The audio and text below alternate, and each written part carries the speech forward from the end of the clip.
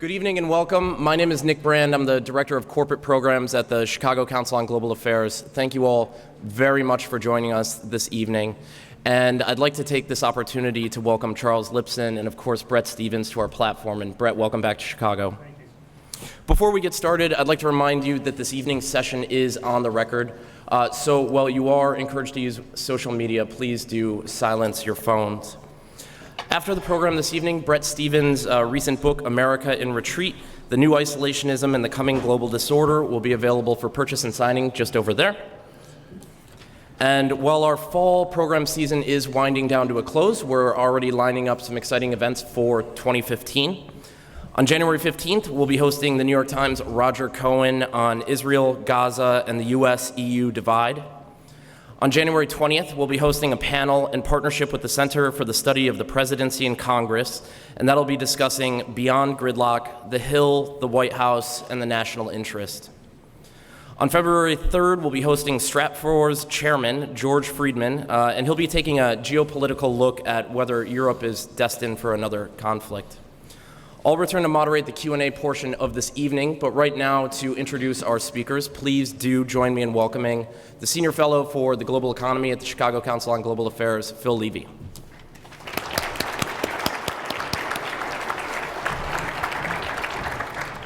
Well, good evening, ladies and gentlemen.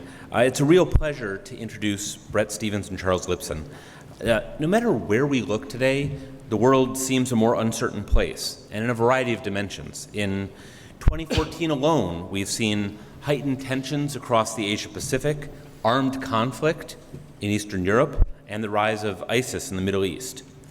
Meanwhile, a growing chorus in America is calling for a smaller and less expensive footprint abroad. And the country's role as an economic leader has been challenged by serious concerns in some domestic quarters about the merits and costs of trade and investment. So what are we to do? Engage or retreat from the world stage? According to Bret Stephens, the U.S. Should expect devastating repercussions if it retreats. So how can the U.S. balance its pressing needs at home with its established role as a world leader and a guarantor of peace, the world's policeman, if you will? And does America still have the resources to maintain its global preeminence? Well, we are very fortunate to have Bret Stephens and Charles Lipson here to explore these and other themes this evening. So let me please briefly introduce them to you, and then I will vacate the stage and we'll hear what they have to say. So Bret Stephens is the Wall Street Journal's deputy editorial page editor, responsible for the international opinion pages of the journal, and a member of the paper's editorial board. He also writes Global View, the paper's weekly foreign affairs column, for which he won the Pulitzer Prize for Commentary in 2013. Prior to joining the journal, he was the youngest ever editor-in-chief of the Jerusalem Post, a position he assumed at the age of 28. He is also a graduate of the University of Chicago, which transitions us to Charles Lipson, is a professor of political science at the University of Chicago, specializing in international relations and international political history. And he is director of the university's program on international politics, economics, and security. He is a thoughtful public commentator in his own right, offering frequent and trenchant analyses in the opinion pages of the Chicago Tribune, the Wall Street Journal, and elsewhere. So, ladies and gentlemen, please join me in welcoming Bret Stephens and Charles Lipson.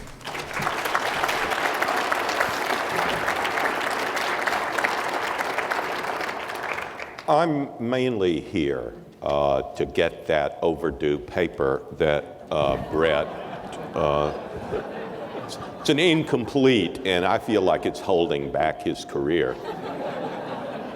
Still have nightmares about it. Actually, John Podhoretz and I are friends on Facebook, and John wrote something and posted on Facebook, and I said, boy, that's really smart. And he said, so, why did you give me a B?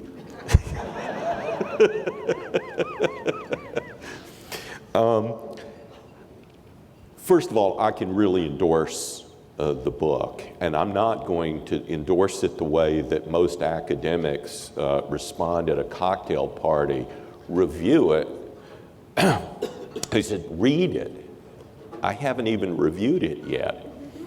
I've actually not only read it, but really liked it, and liked it not only because of the commentary, but because there are nice points at which Bret folds in separately over 2 or 3 pages at different points, little historical nuggets or places where he's been and wants to report on being in Afghanistan, or in one case, and this is where I'm going to start, he talks about a particularly critical moment in America, which is the moment in when the United States was given a secret telegram by the British and told that by Britain, which said we can no longer afford to support our traditional role in the Eastern Mediterranean. Harry Truman and the great men who were around him took up that burden with zest, but with real care. And I wanted to mention a Chicago connection to that. If we think about presidents of the United States, the 2 towering figures that were nominated in Chicago were, of course, Lincoln in 1860 and Franklin Roosevelt in 1932. But there were 2 other presidents that were chosen a few blocks from here in a hotel called the Blackstone, which is still there, right next to the Hilton and Towers, and one of which had a room called the smoke-filled room. It gave rise to the phrase. And that was because the Republican convention was tied after many ballots.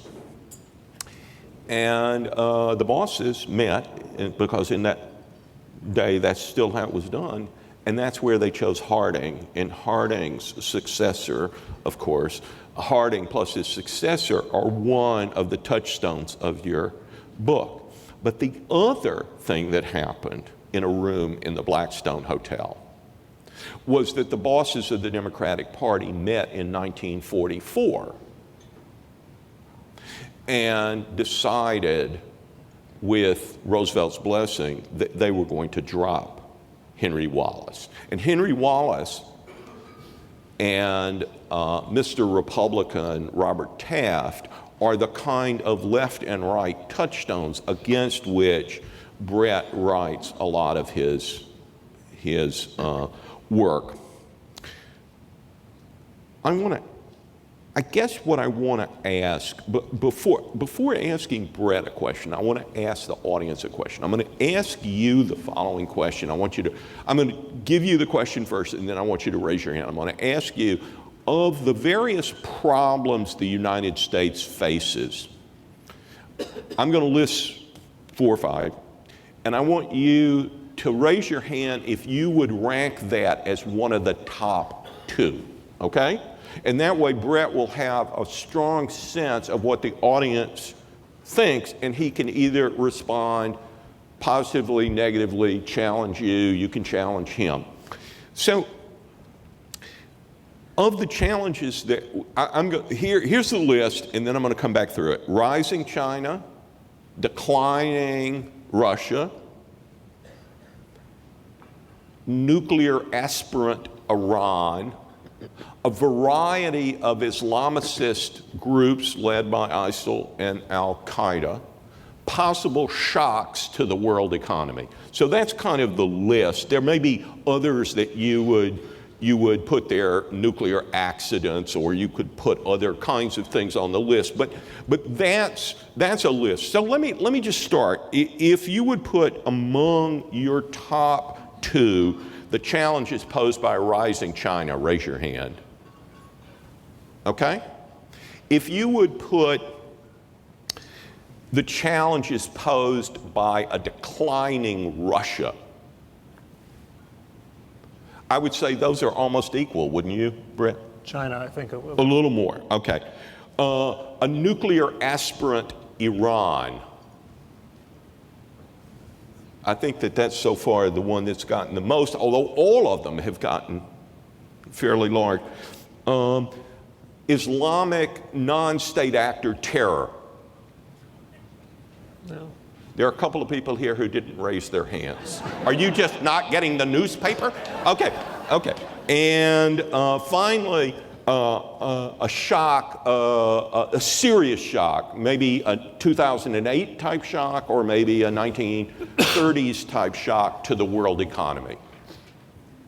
Okay, the least but quite a lot. I think that gives you a kind of terrain. And so rather than ask a question, why don't you give us your answer to that? When would you have raised your hand, my friend? Well, my concern is not about a rising China. My concern is about a declining China. And that's actually what worries me most. And let me explain what I mean by that. I mean, the cliche of our day is that China is rising, just as the cliche of the day when I was starting out at the University of Chicago was that Japan was rising. I think all these claims of this or that country rising and achieving a kind of global preeminence need to be examined very carefully. Since 1976, the Chinese regime, after the death of Mao Zedong, has legitimated itself in two ways.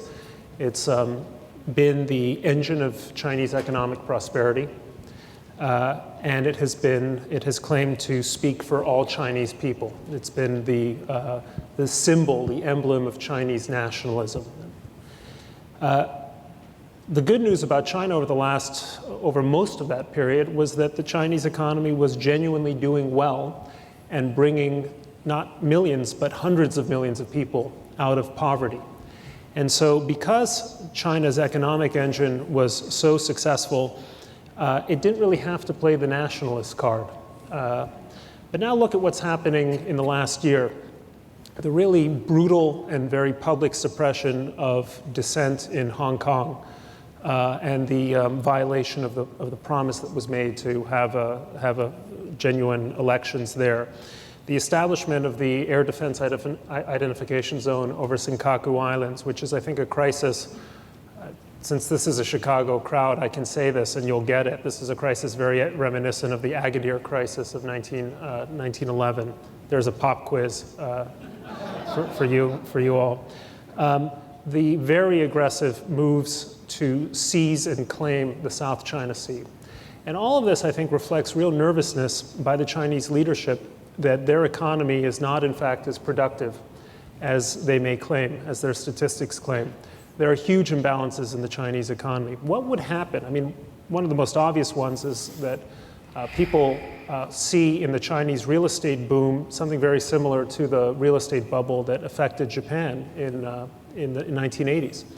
What if that bubble were to burst? What if there was going to be a sharp economic contraction, a wave of bankruptcies in the Chinese economy, serious pressure on their state-owned enterprises? How would the Chinese regime react? I mean, one of the problems that we have in American foreign policy is we tend to mirror image. So we assume, well, if the Chinese economy goes south, that means they'll be less aggressive, because we know from our own experience that when our economy contracts, we tend to be more risk averse when it comes to foreign policy. But autocratic regimes tend to become much more risk prone. So one of the things I write about in my book, not to give away the best parts, but imagine a scenario in the next few years in which there suddenly is a sharp economic contraction. What do the Chinese do? Well, would they start fomenting nationalist angers against Japan? Would they use, for instance, they've already done that. Well, but what if they did it in a big way? What if they seized one or two of the small islands that Taiwan owns right on the shores, Quemoy and Matsu, on the shores of the Chinese mainland?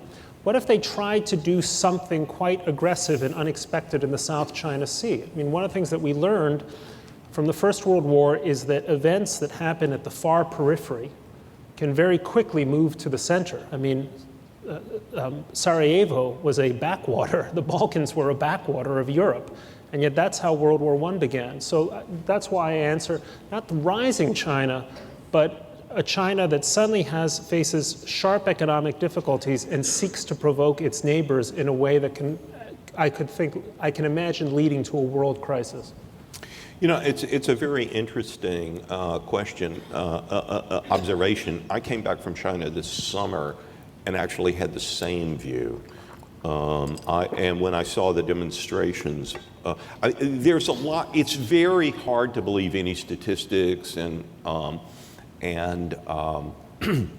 there are see-through buildings and other things. On the other hand, what they've achieved is truly remarkable. I mean, and every building has been built, in the last 30 years, and I mean, it is really extraordinary. I want to turn to one beneficiary. China is a big beneficiary of the lower price of hydrocarbons, but there are losers in that game. We're a big beneficiary. The best way to think of it, I think, is that lower price of energy is like a tax cut. It works that way, but that means that there are winners and losers. If you manufacture energy-intensive products, you're a big winner. If you're an energy importing country, you're a big winner. But if you have a large population and depend very heavily on oil prices, so the Saudis depend very heavily on oil prices, but they have a small population, so they can just pump more oil and, at least for the short term, continue to pay off dissidents, which has been their plan. What happens to Iran and Russia? Maybe we should take them separately. Iran's such a big issue, but how serious is the pressure on Putin, and does your observation that authoritarian regimes become more risk-prone mean that we should be even more concerned than we were 4 months ago? Yeah. Just a quick observation, because you talked about the buildings you see in China. That's not all of China. That's right. People go to the Pudong district, or they go to some of these, Chinese cities that have sprung up, and they say, "Oh, look at all the tall buildings." A little detail that I include in my book: one of the problems with Chinese construction is they use concrete with sand that is brought from salty beaches. When you do that, sand is corrosive because it has, and so it tends to corrode the steel it encases. Now, just imagine how many buildings have gone up in China and how many of them have been built shoddily. There have been 18 major bridge failures, that is to say bridges with spans of more than 300 feet. Those are not just little bridges that happened in 5 years between 2007 and 2012. So do not buy in to that, what I think is a mirage. And when an economy, by the way, when you have an economy where, I'll get to the question in a second, but when you have an economy where every quarter the mandarins in Beijing will say we will grow by 7.5%, and lo, they grow by 7.5%. That kind of consistency was only matched, as far as I can remember, by Bernie Madoff. Right. You stole my punchline. I'm sorry. But what a great investment that was. Yeah. What a great investment. Yeah. So look, about Russia, this is think about Putin. One of the things that has been very striking to me about Putin is the chameleon-like quality of his rule. When Putin came to office, he was Mr. Rule of Law. He was the guy who was finally going to end that kind of cowboy-style, Wild West capitalism. It wasn't exactly capitalism, oligarchism, if you will. That's a term I just invented now, in the spirit of Warren Harding. But he was going to end that, and people applauded him. He was a reformer. He was a modernizer. Then suddenly he started going after the big oligarchs, and he took on a different coloration, especially after 9/11. He was our ally in the war on terror. Then he became, something else entirely, which was much more of a Russian nationalist. I mean, he's moved. He's kind of hopped. He's like a frog that knows when the lily pad under him is taking on too much water, and he hops from lily pad to lily pad. So now the question that confronts Russia, and I think Russian decision makers, the people in his inner circle in a very serious way, is where does he go next? The country's under very severe economic strain. Not, by the way, on account of Western sanctions, on account of the precipitous fall in the price of oil. And what does he do? Does he return to his reformist roots, cut taxes, deal with corruption, try to kind of eliminate that, what he calls the vertical of power around him that accretes all power and wealth in the hands of a very few people? Or does he choose some other path? And I think one of the things that I find very disconcerting is the rise of essentially fascistic movements in Russia, within Russian politics. Nashi is one group people are familiar with, which is this kind of almost like Hitler Youth type of movement, really a very scary movement. But there is this element within Russian politics that is very extreme. And so you can imagine Putin adopting a new coloration, I don't know, the redeemer of Russian Orthodox civilization, or you can see this happening very easily. And at that point, he might become far more aggressive. I mean, people say, well, he seized Ukraine or eastern Ukraine and Crimea because these were areas where you had large stranded Russian populations, ethnic Russians who had just been left there in these little countries after the fall of the Soviet Union. Well, a third of Latvia is Russian. A third of Estonia is Russian. There is a huge Russian population in northern Kazakhstan. I once had the interesting experience of visiting the little quasi-state of Transnistria, which was then run by a guy named General Smirnov. That's on my my bucket list. Really, it really should. You must have a very long bucket list. One of the most miserable little places. It's a little kind of smuggler's cove for human trafficking, weapons trafficking, cigarette trafficking, drug trafficking, and so on. But this also completes the encirclement of Russia. We had a visit from the former prime minister of Moldova, terrified about the extent of Russian influence. So you can see Russia responding to economic crisis by redoubling its aggressiveness in its near abroad. You know, it's interesting when you were drawing the analogy implicitly to Germany in 1932, 33. You had a failed democratic transition. You had an economic crash. And you had a country whose perception of itself and its treatment in the world is it's the Fredo of the Corleone family, right? And that it gets no respect and nobody, it's the older brother and it should be the leader, but it's actually, told to go out and buy cigarettes. And it's a really ominous, an ominous conjunction of events. The United States has responded by saying that we might put, first of all, let me back up about our policy toward Russia and say something. This is just my view, but my view about our foreign policy generally is that the President of the United States came in with a particular grand vision. I don't know that you'd call it a strategy, but it was a vision. And the vision was that we had been overly unilateral, overly militaristic, and there had been sort of enduring elements of our foreign policy that were pernicious influence in the world, and that we could remedy those in various ways. And that by altering our course, and especially by working through multilateral institutions, and by working, by extending an outreach hand, a friendly hand to former adversaries, we could substantially improve our situation. My question is, do you think I've adequately characterized the incoming vision? How would you say that that has worked out? And has the administration changed anything after it's met with reverses? It's a large question. Look, I do think that there was a side of this administration that thought that what America had in 2008-9, when President Obama came to office, was really a public relations problem. And that public relations problem had a name, George W. Bush.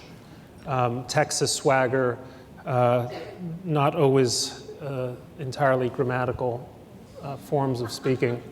Well, the president received a Nobel Prize for distinguished services in not being George Bush. Right. I mean, that 2 weeks after he'd taken office, right? So, so you know, we had a series of big speeches. Well, there was the Nobel Prize address. There was the Cairo speech. There was a sense that if only there was a different guy in charge and the sense of a different policy, we would be beloved again. That really, what we didn't have so much a policy problem, but it was just who's the face of the United States? Is it an appealing face? Is it an eloquent voice? So I think that was a very superficial analysis, but I don't think that quite explains it. Look, you mentioned Warren Harding, and I actually think there's an interesting parallel. It's not a perfect parallel between between the foreign policies of this administration and the foreign policy of the Harding administration. I mean, think about it. Stay with me for 1 second. You had a president who sent thousands of Americans across the seas to war with the goal of making the world safe for democracy. You could have called it the freedom agenda. After the war is over, Americans conclude that they had been bamboozled, that they had sent their boys to war on essentially false premises, that what was coming out wasn't a new world of democracy and freedom and opportunity, but in fact the old Machtpolitik, the old power politics. This was the critique of the Wilson administration. And this is why the United States didn't ratify the Versailles Treaty, stayed away from the League, and very consciously decided that what it really wanted was what Warren Harding called in his inaugural address, normalcy. Just to intervene for a moment, that's why this council was formed. Do you know that?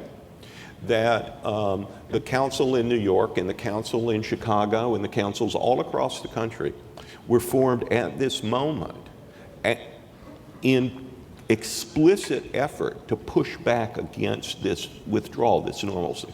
Right. I did not know that, as a matter of fact. That's very interesting. So when Obama came to office, what was the core promise of the Obama presidency? Yes, we were going to repair our relations in the world, but what we were really interested in was nation building at home. And implicit in the concept of nation building at home is that really there's foreign policy works in some sense at cross purposes with domestic policy, that what you invest overseas is money that could be spent on schools, roads, entitlements, you name it.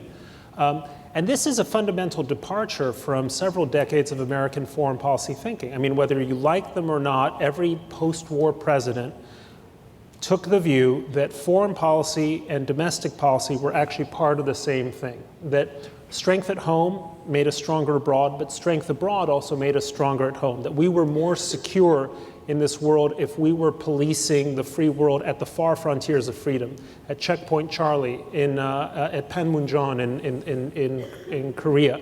If we made sure that a little country like Korea could go from having a GDP smaller than what was then Zaire or Belgian Congo to being one of the richest countries in the world today. So that was the view from Harry Truman all the way, I think, until George W. Bush, including Clinton, Carter, Kennedy, Johnson, and so on.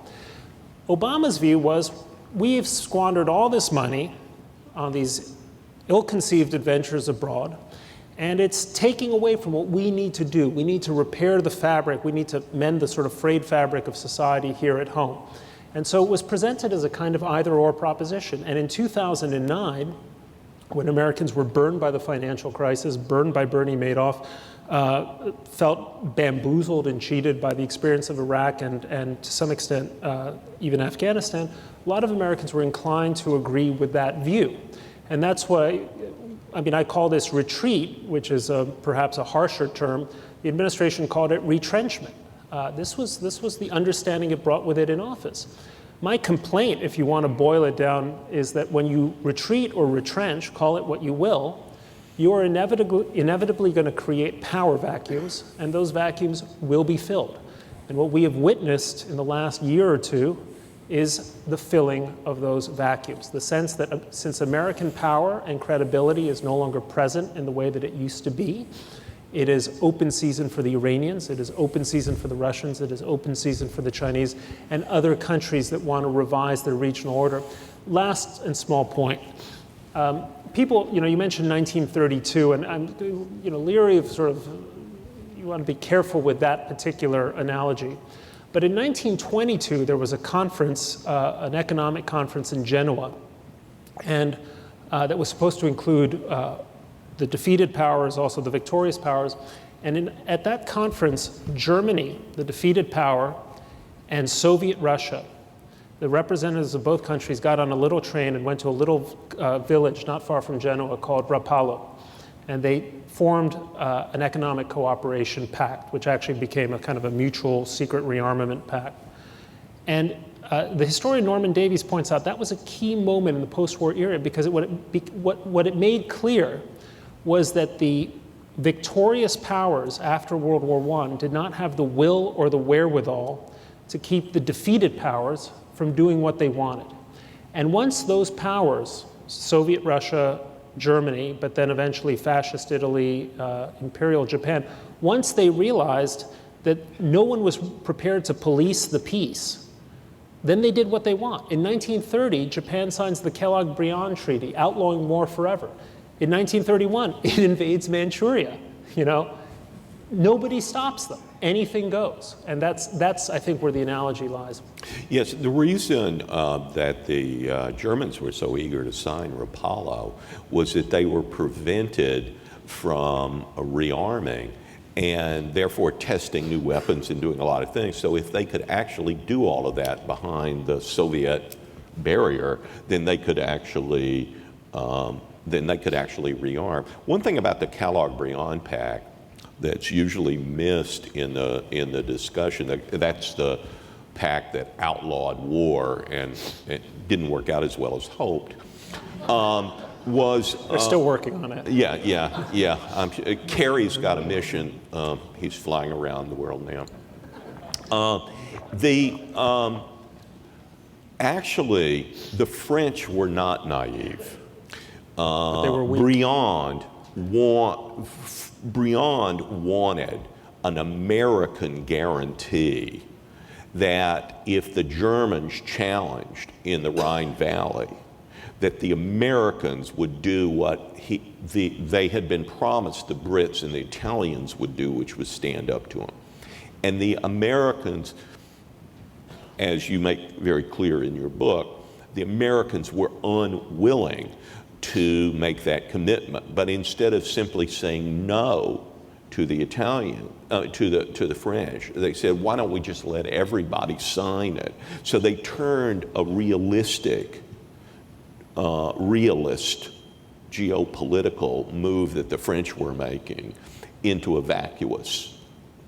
But that leads us to, I think, a question that hangs over much of your book, which is the Munich analogy and whether we are inadvertently crossing those moments. The moments are not just 1938 in Munich. The moment was also 1936 and the reoccupation of the Rhineland and its remilitarization. And that was explicitly outlawed. Hitler's generals said, don't do it, you'll get pushback. And when he did it without pushback, there was, it not only strengthened his internal position, it reinforced his notion that taking risks really paid off and that the West was lacked much spine. Do you think that the failure to respond in Ukraine, draw a red line in Syria, not do anything. In other words, a series of claims that we would push back against American interest and global disorder were not met by us, were not met by anybody else. Does that, how serious a matter is that? Are there historical analogies or are those kind of misleading? No, I think that's exactly the right analogy. I mean, there's a famous theory in social science, the broken windows theory, which is that if you break a window, just one window in a house, and you don't repair it for a long time, eventually every window in that house or that building is going to be smashed to pieces. And why is that? Because that one broken window sends the signal that nobody's in charge, nobody cares, nobody's looking out for anything. And so, hey, it's fun to break windows, break more windows. So that led to the broken windows policing theory, which was very central to the argument in my book, which is the important part of police work is enforcing order, creating a sense that order exists, that windows get repaired. And when you don't do that, you're sending these very dangerous signals. I think we crossed a kind of Rubicon in September of 2013 when we did not respond in any meaningful way to the chemical weapons attack in Syria. Because, look, if the president had never set a red line, then it would be a different story. But he set a red line and he did it again and again and again. And then sure enough, when the red line was crossed, he found a clearly, he found a contrivance to get away from enforcing a penalty on someone who had just used sarin gas to kill 1,000 people in a neighborhood in Damascus. 6 months later, Putin seizes Crimea. And a lot of people said, well, there's no connection between Syria and Crimea. And I'm not sure that's true. And I don't think the connection is causal in a sense, but it's environmental. Putin took a look at what happened in Syria, and he said, nobody's in charge, nobody cares, there won't be consequences. And sure enough, when Putin seized Crimea, there were barely any consequences from the administration. Something like 7 people were reluctantly sanctioned. So sure enough, what does he do next? He stirs up a completely contrived revolt of the People's Republic of Luhansk, or whatever it's called, or Donetsk. And now he's taken eastern Ukraine. Now he's continuing to move down to Mariupol, down the Sea of Azov, to connect Russia to Crimea and create what he calls Novorossiya, New Russia. What stops him then from moving into Estonia? What stops the Iranians from cheating on their nuclear commitments? Just in the last day, we learned from columnist at Foreign Policy that even as we've negotiated an extension with Iran of the joint agreement, the Iranians continue secretly and illicitly to procure material they need to construct a plutonium breeding reactor in the city of Arak. They're laughing in your face when they do that. You know, you're laboriously negotiating this, and John Kerry's going up and saying, the Iranians have stuck to every jot and tittle of the joint agreement, you know, very public statements. And, well, they're sticking to it all except for the part where they're cheating by, you know, surreptitiously buying components to build a nuclear reactor that can breed plutonium and create bombs. So there is, I think, a growing sense around the world that in the next 2 years you have an administration that is going to be a very reluctant steward of global order. And this is what makes me particularly concerned about the next few years. Because if I were Putin, I would say this is my opportunity. I don't know, what if the next president is, who knows, you know, Ted Cruz or someone like that? Well, whatever, a different kind of president. Well, then you might think this is the opportunity, because I have 2 years in which the American administration isn't really going to do anything. I'm not going to really pay a price. Does anyone here, let me take another poll. Does anyone here think that if Russia today or tomorrow seizes Estonia, that we should go to war for Russia for the sake of meeting our obligations under NATO? I'd say that's less than half. It's very interesting. So what we have normally, this is very interesting, and what we normally did to make that credible, since Putin is looking at these kinds of, is making these kinds of guesses, and may think even if I invade and then have to pull back, you know, no harm, no foul, right? I don't pay much for price. What we used to do, what we did in Germany, for example, was we set up Pearl Harbor in Germany, we could not stop all the Russian tanks from coming through. So we put a lot of American troops there to actually be killed. Not back. They were there to make a credible commitment to the Soviet Union, that if they invaded, they would immediately run into Americans. They would immediately begin killing large numbers of Americans, and they would have what would then be a Pearl Harbor situation, or call it a 9/11 situation. Right. That's why a rapid deployment force of 5,000 people, which can do nothing and is way back from the borders, makes no difference. Since things have been so grim, I want to tell you a broken windows story. Broken windows was invented by one of my old graduate student teachers, James Q. Wilson, Jim Wilson, and a brilliant and really a great man, now deceased. And Jim had this notion of, and he was at Harvard, but he was visiting Chicago and at the faculty club debating my dear friend, the late David Greenstone, who was also a man of great integrity. And they were at a table in the faculty club, white tablecloth, beautiful setting, a bunch of people, and they were debating broken windows. And David looked down and happened to notice that his zipper was undone. So he zipped it up. Now David was one of those people who liked to lean way back in his chair, just to the equilibrium point. But sometimes you make a mistake. You lean a little too far.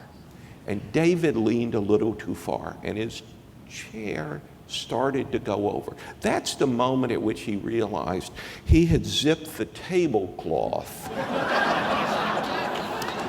into his pants.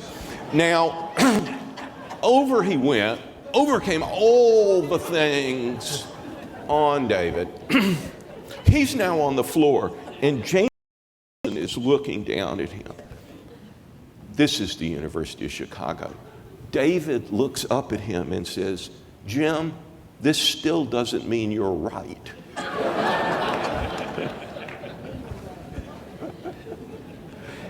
We didn't go into Syria because we had just gone into Libya and found out once again we can knock down regimes, but we can't set up an alternative. Right. That's true. And that is the lesson that we should have learned. Look, what we should have done after the violation of the chemical red line, and I wrote a column, is we should have tried to kill Assad. We should have made it very clear that if you do this, and we say you can't do this, we're going to kill you. And I don't think that's, given that Assad has now the lives of, or the murders of 200,000 of his people, few people deserve it more than Assad did. But we would have to do that knowing that we cannot repair Syria. So this is the problem with the broken windows. So hang on, right? This is essentially, this comes to the issue of what happens in Iraq. It actually comes down to an amazingly dreadful comment that Colin Powell once made, which I profoundly disagree with, which is that the Pottery Barn rule is a rule of international relations. You break it, you own it. And so therefore, if we, quote, broke Iraq or broke Syria, we would somehow own it. And I disagree. That might be a great rule for the Pottery Barn, by all means, or any other store, but it's not a good rule for international relations. What we needed to do was send a clear and unmistakable signal that some kinds of behavior in international relations will exact the death penalty on you. It's game over for you, dictator, whether it's Assad or Gaddafi or someone else, if you do certain kinds of things. Not so much because we care about what happens in Syria, but because we can't allow the example to be made that you can use chemical weapons against your own people and live to tell the tale and get away with it and die in your bed. Where did we go wrong in Iraq? In Iraq, memories tend to be short.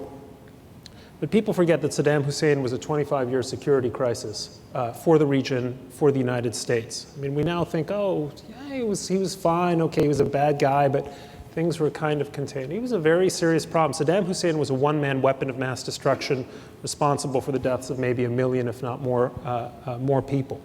We went in, or ought to have gone in, to Iraq to make an example of Saddam Hussein. To say, if you flout international norms, if you flout American will forever and ever and ever and ever, at some point you pay the price. And we will make you pay the price. Because the alternative to that is to say, to every other Saddam, behave as you will. So we went into Iraq, or in my somewhat hypostasized view, we ought to have gone into Iraq to make an example of Saddam Hussein. We ended up staying in Iraq to make Iraq exemplary, to make it a shining city on a hill, an Arab democracy that was going to be an example to the rest of the region, a country with a parliament that had a gender balance in parliament, which doesn't exist in most Western parliaments, by the way. Distribute oil fairly among the various sects and ethnicities. And this was a task that was beyond us in two fundamental respects. It was a task beyond us because we could never master Arab or certainly Iraqi political culture successfully. But not least, we could also not master American political culture successfully, because Americans, quite frankly, are not going to stand for an endless occupation of Iraq. So how do you conduct a successful foreign policy knowing that at certain times you will have to intervene to enforce certain kinds of norms, certain kinds of rules, while at the same time accepting that you are not going to have you're not going to leave these countries necessarily in better shape than you found them. You will not have perfect outcomes. But what you will be doing is you will be setting certain markers for behavior, right, that enforce a kind of global norm. So, the basic problem is people talk about changing, or, the Hearts and Minds campaign, which was the Vietnam analogy or the Vietnam model, and to some extent the Iraq model, the coin model. That's wrong. We should not be about winning hearts and minds. We should be about creating certain expectations, certain kinds of behavior, certain kinds of norms, hopefully doing it most often by example, by trade, by all the good things that we do in the world. But every now and then, certain people have to be made examples of. And the failure to make an example of Assad, after we had said, you may not do this, I think was toxic. And so it spread, it made the problem, it took the problem from being a Syria problem, a Middle Eastern problem, to being a global problem, or rather a problem about the United States and about our ability to credibly offer red lines that will not be crossed. This is a perfect moment to open up the floor to questions from the audience. We have Nick, who will recognize the questioners, and then microphones that will come. Yes, we have staff in the audience. And first, may we please have a round of applause for Bret Stephens. Thank you. And if you can please raise your hand and wait for a microphone. Yes, why don't we go to the woman right there in the middle, please. What I think I'm hearing is that the United States has the right and the obligation to run the world. To what? Run the world.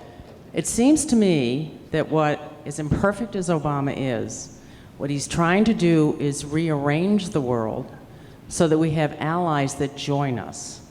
Now that has serious implications for the perception that we are all powerful, but it is much more realistic as it relates to what we can afford in terms of treasure and, quite frankly, bodies. Thank you. So would you guys please do two things? Address that, and also, I have not really heard anything about the title of this speech, which is The Coming Global Disorder. That's future. I've heard a lot about the past. And I may have forgotten the critical rule here, and forgive me if you could please keep your question to a question. Okay, choose it. First of all, I should say that I'm not going to answer the questions. The questions are small, and I think that Bret can handle the whole issue of the plumbing global disorder. So I'll just... Yes, okay. Well, I guess implicit in our discussion was that the world we are entering increasingly resembles the world we had in the 1920s and 1930s, in which there was palpably a sense that the powers that had won the First World War either lacked the will or the wherewithal in the case of France, the will in the case of Britain and the United States, to police global order. And so as a result, the revisionist regimes of the day, that is to say the states that wanted to revise their positions, realized that it was open season. And so they became very aggressive. And that's how we had the rise of the dictatorships of that day around the world. And something similar is happening today. We are seeing suddenly all around us, mind you, I started writing this book 2 years ago when the idea of coming global disorder seemed like an outlandish thesis. Now, the vagaries of publishing, a book is out and it almost seems like a cliche. ISIS, Ukraine, South China Sea, ISIL, and Syria. Henry Kissinger has written a book with the same basic problem at the heart of it. But my book is better. We want to recommend his book, but first of all, but you should feel free to get the other book as well. So to your second point, what are the models for some kind of world order? A world where there's certain rules and expectations, not always honored, but in the main kind of respected and understood. Well, there are a few possible examples. One is balance of power.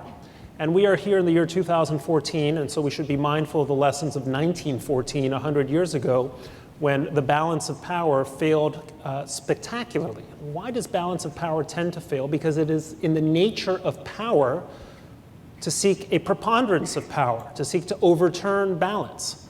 And that's what we learned with the rise of Germany before the First World War. I mean, when Germany was created in 1870, it had about 40 million people, about the same population as France. By 1914, France still had 40 million people, and Germany had about 64 million people, or something like that. So Germany just became much more powerful, and so the world order was revised. So balance of power is a very dubious model, and who exactly should we share this balance with Vladimir Putin? Is he a part of the pole of power with Xi Jinping? But her point wasn't about our adversaries. Her point was, what about other allies as well? Well, I'm coming to that. So balance of power is one model for organizing a global order, and it's a very problematic model. Second model is collective security. Why not the UN? Well, to offer you an example in miniature, look at the Security Council when it comes to dealing with Syria. They are unable to even offer a hortatory condemnation of the mass murder of Syrians because Russia and China are on the side of the Assad regime. Collective security is a very troubling, I mean, it sounds great if we could all get along, but the lesson is we don't all get along. What's a third vision? Well, it's the Immanuel Kant perpetual peace vision, or Montesquieu. If we're all free trading democratic nations, we're not going to go to war. But again, to go back to 1914, the lesson was Britain and Germany were each other's largest trading partners in 1914. And then they went off and murdered each other at an unprecedented rate for 4 straight years. So what we've actually found is that the idea of a country that is a relatively benign global hegemon ruling broadly by the consent of the rest of the world. I mean, American troops aren't in Germany because without invitation. Our troops in Japan are there at invitation, South Korea and so on. Okay. That's actually a pretty good model, and it has served us relatively well. We live in a world, Pax Americana, where English is the default language of trade, tourism, diplomacy, technology, you name it. We live in a world where you get on a plane, you go God knows where, you don't even bother to figure out what the local currency is because you stick your ATM card at the machine at the hotel and there you get local currency. It's seamless. It's a remarkable world. We have not had a major war. We have not had a major war since 1945, also unprecedented. So I don't want to say that the United States has the right to rule the world. I mean, I don't think the United States does rule the world. I think it's a preposterous suggestion. But we have to ask ourselves, well, what are the alternatives? And when you think through the alternatives, this idea of Pax Americana is not such a bad one. It's one we should consider carefully before abandoning. That's the point. Okay, next question, please. Yes, right down here in front, Marilyn Diamond, please. Well, thank you for that very interesting presentation. And my question is kind of a follow-up to the initial question that was asked, and it is, what do you see a role for soft power? And if so, what does that look like? Yeah, I mean, I think soft power is a very interesting concept, and I was talking about the benefits of Pax Americana. One of them is that without imposing our values by lengthy occupations or kind of overt political efforts, we live in a world where American, or I should say liberal democratic values, when they're not the norm, they're often the aspiration. And that happens, I always use this term, but I know it reflects my scientific illiteracy, by osmosis. It just kind of, there's a sense that you sort of want to dress the way they're dressing in the United States. I mean, I remember visiting, I spent some time at the American University in Beirut, and I never saw so many young people dressed in an almost caricature of the way Americans dress, except they were not slovenly and actually gorgeous. So that's an important role. The more interesting question, if I may, is there's a kind of the uses of not exactly soft power, that kind of osmosis of American culture and values, but other iterations, like what is the role for an organization like Voice of America? That's a more problematic and more interesting discussion, because I've always felt that groups like or organizations like Voice of America, having that sort of almost overtly propagandistic quality to them, are bound to backfire. They are bound to fail. On the other hand, I keep getting the stream of Russian dissident visitors who are people who are opposed to the Putin regime, and they keep saying, where's VOA? When I grew up in the Soviet Union, we used to listen to VOA, and there's no opposition to Russian propaganda. And so some sophisticated thought has to be given to how you express what the American view is without sounding like a kind of mirror image of Russia Today or Xinhua news agency. I would just say briefly in response to this, Joe Nye, who invented soft power, was my thesis advisor, so I've followed his work with care and admiration. I think the basic problem with soft power is it's soft, but we're not sure it's power.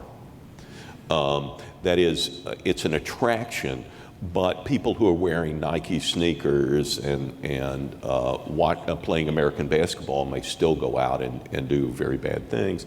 And I think that the problem now that people have backed away from Francis Fukuyama's end of history notion is the idea, and it's implicit in soft power, was that we've kind of reached a point at which everybody has got a consensus now that communism and fascism have been defeated about what's the best way to organize a society. And I think one of the challenges of the last decade has been the rise of new ways of organizing, new and pernicious ways of organizing societies that are genuine threats to the United States. This is a very material point that he's just made, which is that one of the things that we are beginning to witness is fundamental ideological challenges to what's used to be called the Washington Consensus. The idea that capitalism is best and liberal democracy is best, and all countries should be figuring out ways in which to get there. I mean, what is the Iranian argument? Okay, the Iranians actually stake fundamental philosophical claims. It's not like they're a bunch of bad guys saying, oh, let's rub our hands and do terrible deeds around the world. I mean, they have a profoundly moral view. And Mrs. Clinton the other day was saying you have to empathize and respect your allies, and I actually agree with that comment. So let's think about what the Iranian view is. The Iranian view is essentially a return to the tradition of the ancients. We're not for freedom, we're for virtue. We believe in organizing society to create virtuous human beings, good Muslims, right? And you can say, well, it leads to all kinds of perverse consequences. That's another argument. But that's a fundamental philosophical challenge to the notion that every society ought to be organized around at least a concept of liberty. You know, the Russian or the Chinese challenge is, well, entitlement states like in Europe and America, they make you soft, they make you lazy, they make you indifferent to the national good. And there's a lot to be said for state capitalism, for the state directing the economic energies of society towards a particular goal. That's a fundamental statement, right? You know, the Russian view is, well, we believe in Christian civilization, or Russian Orthodox civilization, and so we're against the decadence of the West. I mean, when the Pussy Riot band was arrested, okay, everyone says, oh, this is outrageous, you know, there's just girls sort of doing their thing in a church. But it struck a chord with a lot of Russians because it was basically saying, we don't put up with this. And by the way, the homophobia of Vladimir Putin, that also is part of the philosophical challenge, that the West is basically a den of moral reprobates, and Putin offers a different way. So you have to at least consider, this is part of the disorder that we are witnessing, that you're seeing the rise of new fundamental arguments against a world organized around Western concepts. We really have entered, I think, in a decisive way, the post-Cold War era. All right, next question, please. Yes, let's go to the gentleman in the fourth row on this side. I actually have a multiple choice question for you. Oh, good. I like those. So C. It might be. So is the Obama administration primarily A, cowardly, B, naive, C, ignorant, or D, none of the above and motivated purely by domestic political situations? Okay, no underlying theme to that question.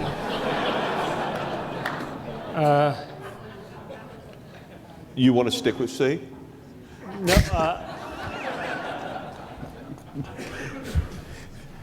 look, I think the Obama administration has a worldview.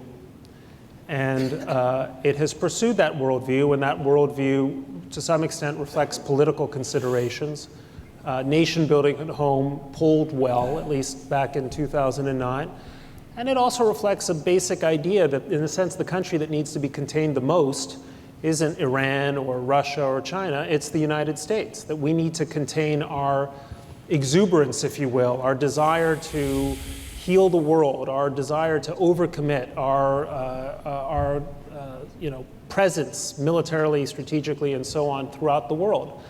And that's, one of the points I make. I talk about the new isolationism, but I want to treat this view with respect. I don't want to treat it with disdain. I don't want to say, they're just a bunch of incompetent surrender monkeys in, the Obama administration. By the way, just to clarify, in his book, he points to both Republicans and Democrats in that regard. This is not just a sort of party political. Well, isolationism is one of the most venerable traditions in American foreign policy. Peace, friendship, and commerce with all nations, entangling alliances with none. Thomas Jefferson, first inaugural address. America goes not abroad in search of monsters to destroy. John Quincy Adams, Independence Day speech, 1825. These are distinguished American precedents. I don't want for one second for anyone to take away from my view that I do not treat these ideas with a high degree of respect. I think they are wrong. I think they are dangerous in the long term, but I don't think they're stupid, and I don't think they are ones that, and I don't think they should be treated as somehow un-American. If anything, part of my problem with the Obama administration is it harks back to an American tradition much older than the one we've lived with for the past 67 years. Harry Truman represents a fundamental break in the great traditions of American foreign policy. I happen to like Harry Truman. I think he's one of our greatest presidents. Another great son of the Midwest. But, and I'm very happy that he and not Henry Wallace became president in 1945. All right, yes, let's go over to this side. The gentleman just down there with the gray jacket on, please. Just in front of you. Thank you, Clara. Hello. We represent the Truman National Security Project here. All right. So just follow up your comment with that. I'm wondering, even if we had strong candidates in 2016 who, support the worldviews that we're discussing here today, whether or not the American opinion with that growing notion of isolationism and that feeling that we're tired of wars is going to allow us to even act when we need to, and how you think that'll influence the next 6 years. Yeah. Well, look, I mean, one of the things that was very striking, and when I started writing this book, there was a tremendous amount of polling data indicating a really isolationist turn in American public sentiment. I think that's in fact begun to change in the last 6 months as Americans kind of wake up and go, what? I thought Al-Qaeda was on a path to defeat. I'd never heard of ISIS. And they just took Mosul? They just took Fallujah? What, the Iranians are that much closer to getting a bomb? Russia just invaded Ukraine. So American public opinion, I think, is changing. And I think we are now at a moment when Americans are basically saying, look, that whole Bush thing, we didn't like that, right? The policy of overcommitment, difficult. And this whole Obama deal, we're not so sure about this either. It's a policy that kind of prefers or sees more wisdom in inaction than perhaps there is wisdom in inaction. So where is the Goldilocks recipe, the porridge that's not too hot or not too cold in American foreign policy? It happens to be in my book, which you may purchase. But look, there is no free lunch. Yeah. This is a great University of Chicago insight. Look at the statesmanship of someone like Franklin Roosevelt, who took a profoundly isolationist nation and, starting with the quarantine speeches in 37 and 38, educated the American people to understand that what was happening 3,000 or 4,000 miles away from their shores actually counted for American security. And that was statesmanship at a very, very high level. I know I'm supposed to be Mr. Conservative and not have a nice word to say about FDR, but that was one of the great examples of real American statesmanship. And I think there will come a moment when someone is going to have to emerge and say, you know what? It happens that we live in an extraordinarily dangerous world, and we cannot simply lift a gate and make it go away. Or we cannot reduce ourselves to being New Zealand, a pleasant little country, in the South Pacific, and think someone else's problem. It is our problem. And so there's all great statesmen are great pedagogues. And we need someone who is going to be a great pedagogue. I have no idea who that's going to be. Okay, great. Next question. Oh, excuse me, Phil Levy, our senior fellow on the global economy. Maybe it's this guy. Two things. First, and I'll honor Nick's request here, I'll put it in the form of a question. Aren't you glad that the Chicago Council survey data supports your point about Americans wanting engagement and not being isolationist? I'll let you answer that separately. But also, could you comment on Senator Rand Paul and what you see with his philosophy towards global affairs? Well, yes, I mean, I took note of the Chicago Council survey, and I thought that did reflect an evolving point of view. I mean, polling data is always fickle, and it's particularly fickle when it comes to foreign policy, because you're polling people who, frankly, if you ask them, oh, by the way, what's the capital of France? They would say, I don't know, I mean, so the value of polling when it comes to foreign policy is a little bit different than the value of polling when it comes to your pocketbook issues. Rand Paul. So I am deeply troubled by many of the things that Rand Paul has said, and not because it isn't even a matter of disagreeing with them. It's a matter of thinking they're vaguely crackpotish. And let me give you an example. Rand Paul has often said we have troops in 130 countries. Okay, this is a claim he's on record as making. I hope he no longer makes it. That's because we have embassies with small detachments of Marines. So by his calculation, we have troops in China. We have troops in, Ulaanbaatar. But all of us know we don't have troops there. And in fact, if you look at where our global troop commitments are, they are vastly smaller. Our global footprint in terms of, and this goes to the question that the first questioner asked, we've somehow convinced ourselves that we have unprecedented, that our military has never been bigger, that we are overextended in a way that we never have before.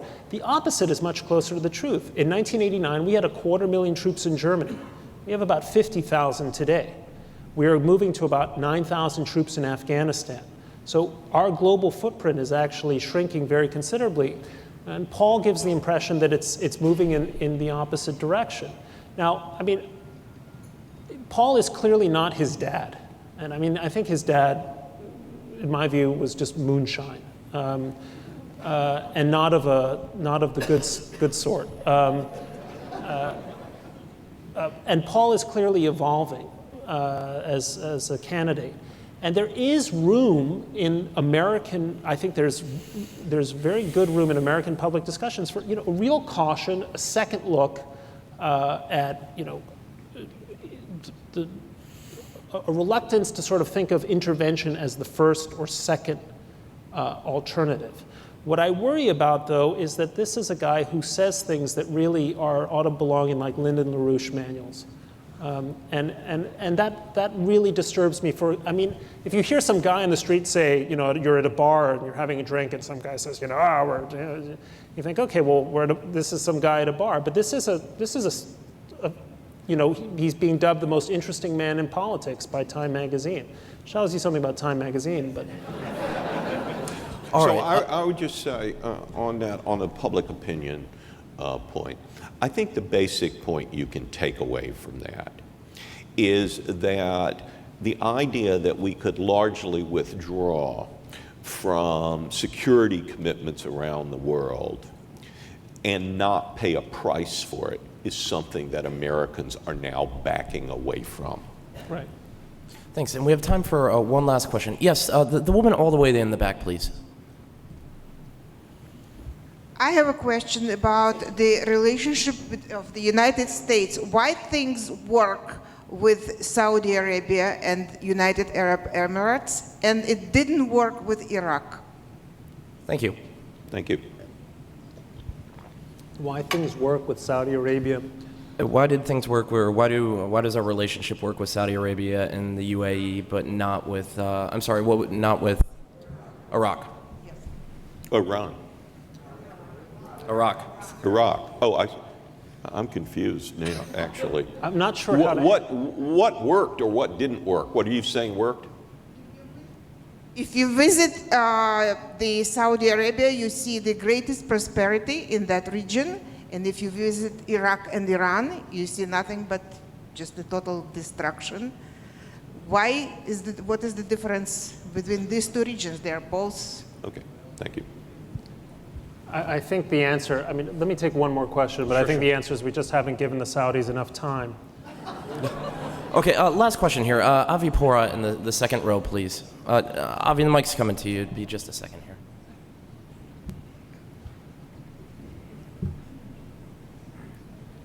Thanks. I understand your need for a stronger policy against some major powers like Russia, China, etc., and I tend to agree with it. But I didn't hear how you want to handle what I would call the tribal countries, Libya, Syria, Iraq, all of those. I understand killing a president, killing Gaddafi and so on, but what do we do next? We have not found a solution for tribal countries. Yes, and you won't find a solution for tribal countries. There are all kinds of, look,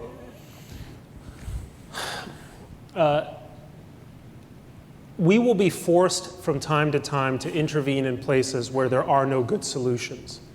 And we should accept that there will be no good solutions and that we should not impose extraordinarily high costs on ourselves for these places.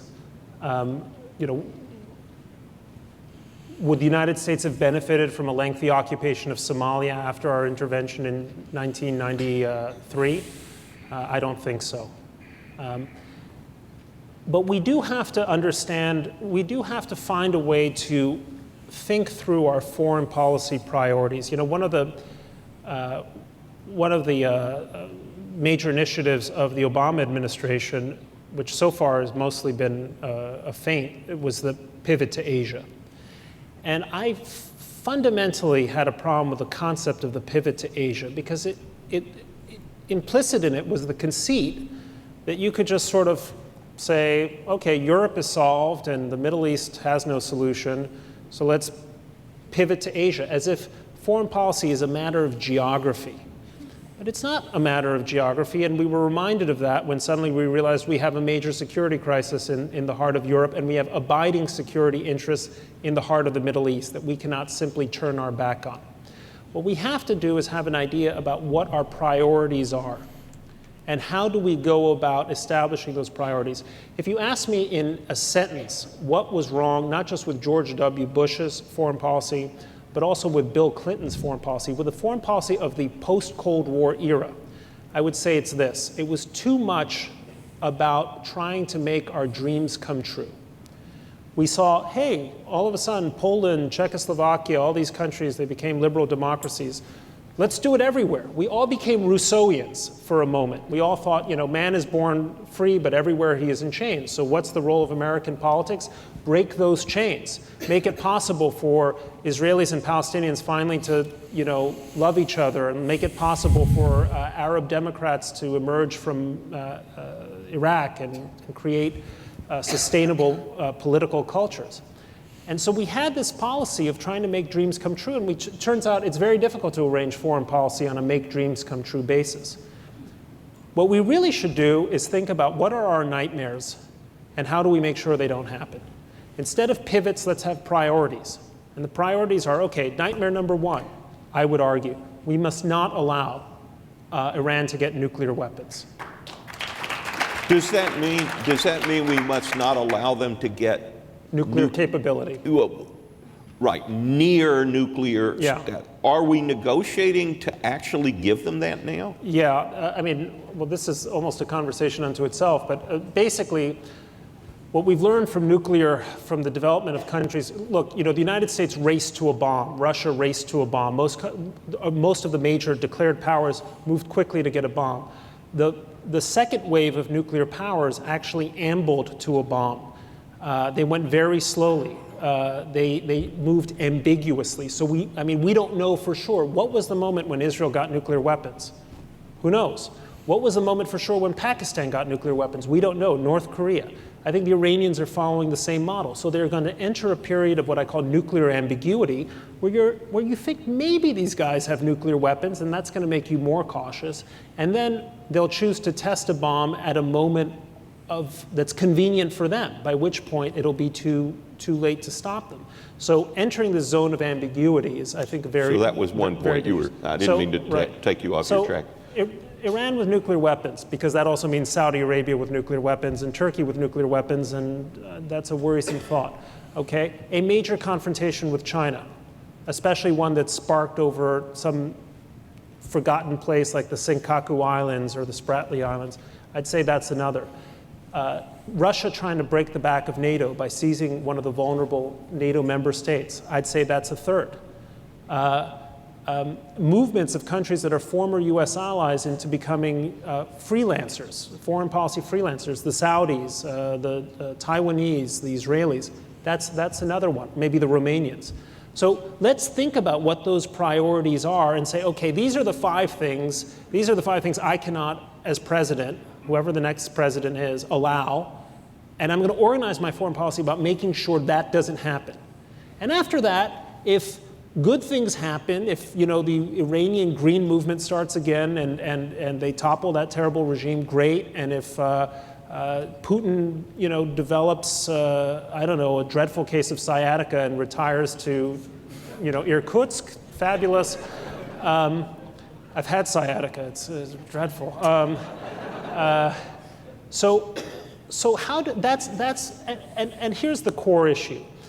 This is a kind of a negative vision. It's very difficult to inspire Americans if the next presidential candidate steps up and says, well, what I'm going to do is try to make sure that, the apocalypse doesn't take place. It's not a very inspiring vision for America. Or I'm going to make America the world's policeman because all the alternatives are even worse. That's not really inspirational. So you have to find a way to say, yes, this is not inspiration time, but we live in a serious world. We have to be realistic about what it is we can achieve, but we also have to be wary of the consequences of inaction and inactiveness and find our way through it. There are no solutions to problems in the world, in life. There are only half measures, postponements, endless management of situations. But we still have a responsibility because we are the only country that I think can do it, that has the power, that has possibly the will, and if I may speak up for the United States, that is a decent world power that other countries can live with. And that's a vision that I think is a good one. The alternatives are really bad. We do not want to go back to 1936. So what we really want to do is keep the world we've known rather than usher in some new and perhaps more dangerous world. And thank you very much.